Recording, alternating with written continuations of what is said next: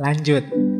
Nah, kalau tadi makna idealnya, makna etimologisnya, kalau ini makna kekinian. Yang tadi saya bilang hedonisme itu sering dipandang negatif, itu biasanya makna kekinian ini. Mengapa sih orang memandang hedon itu negatif? Karena 5 ciri ini biasanya.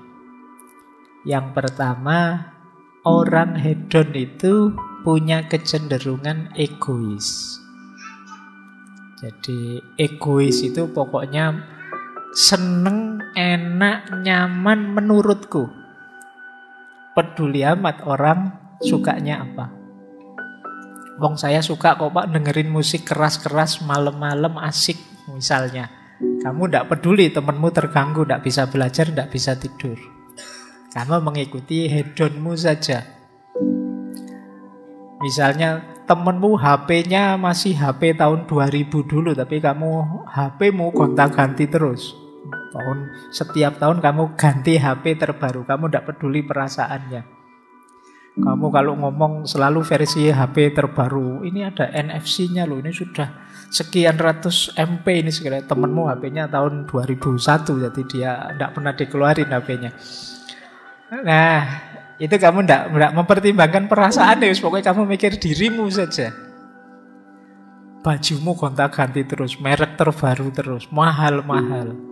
Temenmu beli baju aja nyari yang second misalnya. Nah ini egois, orang tidak mikir sekelilingnya. Pokoknya aku pingin seneng, itu saja. Nah, terus yang kedua yang sering dikeluhkan dengan perilaku hedon tentu saja materialisme. Kecenderungan hari ini orang hedon itu dilihat ya dia ingin nyari seneng-seneng level materi. Jadi seneng-seneng dengan uang banyak, mobil tiap tahun ganti, HP selalu ikut yang terbaru, dan lain sebagainya. Itu level-level materi. Tas saja yang harganya sekian, bajunya 12 juta, tasnya 10 juta, kopiahnya 7 juta. Kalau ini sekali pakai itu kamu kuliah S1, S2 sampai lulus itu. Jadi sementara kamu bayar UKT-nya nunggak. Jadi ini fokusnya pada materi. Jadi materialisme. Jadi kecenderungan pemaknaan hedon, kalau ada orang kok disebut wah kamu hedon banget ya, itu biasanya levelnya materi. Tidak mungkin kalau hari ini orang disebut hedon itu wah kamu kesenangannya kesenangan spiritual, ya pasti tidak begitu. Selalu orang yang disebut hedon itu hari ini yang sifatnya materialistik. Kemudian yang ketiga yang disebut hedon itu biasanya konsumerisme. Jadi orang merasa eksis ketika mengkonsumsi sesuatu yang paling update, yang terbaru, yang paling elit, yang paling mewah. Nah, ini pokoknya ingin mengkonsumsi apa. Kalau di pikiran kalian, yang kalian pikirkan, Pak saya ingin ini, ingin itu, ingin ini, ingin itu. Ingin ini, itunya itu isinya hal-hal materi yang sifatnya konsumtif. Kemungkinan kalian punya bakat hedon. Ya memang kurang modal saja sayangnya. Jadi kalau ada uang mungkin kalian ngalah-ngalahi yang sekarang pamer segala macam kemewahan itu. Cuma ya terbatas saja modalnya. Jadi konsumerisme. Kalian merasa eksis kalau mengkonsumsi hal-hal yang sifatnya mewah, dipandang kelas tinggi, dari kelas sosial yang lebih tinggi dan lain sebagainya. Jadi sehingga ketika kalian sekarang tidak ada di situ, kalian merasa hidupnya tidak ada artinya. Hidupnya, wah apa sih Pak saya ini? Motor saja keluaran tahun 95 itu pun tidak ganti-ganti sampai sekarang misalnya. Laptop saja itu beli second, itu pun ya macam-macam tambal sulamnya misalnya. Jadi kalian merasa dirimu rendah ketika tidak mengkonsumsi yang mewah, yang luxury dan lain sebagainya.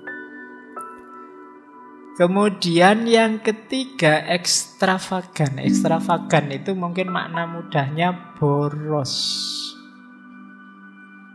Jadi yang kalian kejar biasanya bukan kebutuhan, tapi gaya, tapi status dan lain sejenis itu namanya ekstravagan. Jadi orang hedon itu ya tidak cukup punya, kadang-kadang HP tahun ini dan tahun depan itu selisihnya tidak banyak, cuma beda sedikit saja misalnya. Tapi kalian ya bela-belain harus ganti HP Pak. Masa ini sudah bulan September 2022 misalnya HP kita masih HP tahun 2021 misalnya, itu padahal KCM mau setahun tapi kalian merasa sudah kalah jauh. Itu terus kalian bela-belain nyicil tiap bulan sekian ratus ribu hanya untuk ganti HP yang fungsinya sama persis dengan yang kalian pegang sekarang. Ini namanya ekstravagan. Jadi kalian boros, menghambur-hamburkan sesuatu yang sebenarnya tidak terlalu manfaat, wong kalian sudah punya. Itu pun kadang-kadang pelitnya luar biasa. HP-nya yang lama dibeli orang, diminta orang juga tidak diberikan. Pokoknya pinginnya yang terbaru ya punya, yang lama juga punya. Nah ini gaya ekstravagan, orang yang hidupnya boros. Dan tentu saja yang terakhir superficial. Superficial itu dangkal, melihat segala sesuatu hanya dari tampilannya saja, luarnya saja. Kalian terkagum-kagum kalau orang, ini mobilnya update terbaru. Andai saja saya punya yang seperti itu ya. Yang dilihat hanya level itunya. Ini namanya superficial. Kalian hanya lihat tampilannya saja. Jadi hari ini orang yang disebut hedon itu secara umum dimaknai yang pertama orang yang egois, yang kedua materialistik, yang dia lihat level materi, yang ketiga konsumerisme, berhubungan dengan apa yang kita konsumsi, fokusnya pada konsumsi saja, yang keempat boros, ekstravagan, tidak taktis penggunaannya, dan yang terakhir superficial. Superficial itu melihat yang dangkal-dangkal saja, kurang dalam. Ini namanya orang hedon. Ini kalau pakai bahasa agama ya wa mal hayatud dunya illa mataul ghurur. Jadi kalau katanya Al-Quran kan kehidupan dunia itu kesenangan yang menipu. Nah, berarti kalau kita gayanya semacam ini, kita termasuk orang yang tertipu. Ini boleh nanti direfer dulu, kita pernah ngaji tentang Imam Ghazali itu ya, yang membahas tentang jenis-jenis orang yang tertipu. Baik, ini makna hari ini yang populer sekali, kadang-kadang kita pakai untuk meledek orang, kita pakai untuk ngece orang. Sekarang kita lacak filsafatnya ya. Apa iya sih maknanya hedon itu sedangkal itu? Kita mulai, bismillah, kita mulai ngaji filsafatnya. Kalau tadi masih trailernya. Sekarang yuk kita pahami. Sekarang diawali dari makna kesenangan. Oke. Ini nanti menentukan diskusi selanjutnya. Kesenangan itu, kalau yang hedon saya jelaskan barusan, itu biasanya memaknai kesenangan ya yang materi tadi kan, kesenangan indrawi. Makan enak, minum segar, seneng-seneng dengan barang-barang mewah, dan lain sebagainya. Ini kesenangan di makna yang umum saja, dalam bahasa sehari-hari. Tapi sebenarnya maknanya kesenangan itu luas. Nah, sekarang mulai berfilsafat ya. Jadi senang itu kan hubungannya dengan perasaan kita. Dan itu tentu saja banyak.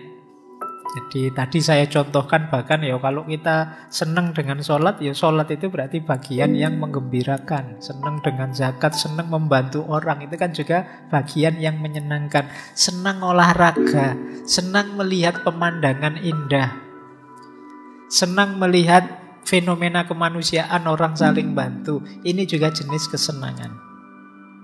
Kalau per definisi hedon yang menyenangkan tadi, sebenarnya hedon itu luas. Tidak sekedar kesenangan fisik. Ada banyak hal yang menyenangkan. Apalagi kalau dilihat dari teori atau perspektifnya. Ada teori kualitas, ada teori sikap. Teori kualitas itu menyenangkan itu menyenangkan itu ada di bendanya, itu teori kualitas. HP ini mewah sekali ya, karena dia mewah maka menyenangkan. Uangku banyak sekali ya, karena uangnya banyak maka menyenangkan. Jadi senang atau tidak itu ada di bendanya. Tapi nanti ada teori yang kedua, teori sikap. Kalau di teori sikap ini senang atau tidak ada di bendanya, tapi ada di batin kita. Uang saya sih sedikit, tidak banyak, tapi saya senang sudah dengan ini. Uang sedikit ini kalau saya ya bisa sudah pakai macam-macam untuk senang-senang banyak hal sudah. Nah ini kuncinya senang bisa ada dalam diri kita. Ini teorinya pakai teori sikap. Jadi menyenangkan atau tidak itu ternyata tergantung kita. Tidak tergantung barangnya atau sesuatunya. Beda dengan perspektif pertama. Kalau perspektif pertama tadi teori kualitas, menyenangkan atau tidak tergantung barangnya, sesuatunya. Kalau ini tergantung kita. Kamu mungkin pinginnya uang 100 juta, punyanya 1 juta, ya kamu tidak senang. Karena jiwamu menuntut lebih. Tapi kamu pinginnya cuma 10 ribu kok yang dilala di depan masjid nemu 100 ribuan. Itu senengmu luar biasa. Ini melebihi ekspektasi. Jadi senang atau tidak tergantung yang ada di batinmu. Jadi tidak tergantung barangnya. Ini namanya teori sikap. Nah, kalian bangun nanti coba diurai lagi, yang menyenangkanku itu apa sih? Kalau ada hal sangat sederhana ternyata membuatmu bahagia, itu mungkin kamu cenderung ke teori sikap ini. HP saya sih tidak canggih Pak, tapi isinya Pak menyenangkan sekali Pak. Misalnya Yombo menyenangkanmu kuwi apa? Tergantung batinmu. Nah, HP saya itu Pak, kalau dipakai buka web itu, wah, antara muter-muternya dengan bacanya lama muternya Pak, misalnya. Tapi saya senang sudah dengan meskipun begitu saya sudah puas. Itu berarti ada di batinmu. Nah, nanti ada yang terletak di barangnya. Meskipun kamu yang HP-mu sudah S21, itu kamu nggak puas, kamu merasa kurang saja karena sekarang sudah S22. Kamu kejar itu terus, nanti ganti S23 sampai S berapapun kamu kejar terus. Kamu kuliah S1 tidak lulus-lulus tapi HP-mu sudah S21. Nah ini contoh, titik tekannya pada barangnya, tidak pada batinmu. Nah ini teori kesenangan. Maka tadi ini bisa nanti dipakai untuk mengurai tadi, hedon tadi. Jangan-jangan pemaknaan kesenangan kita terlalu sempit.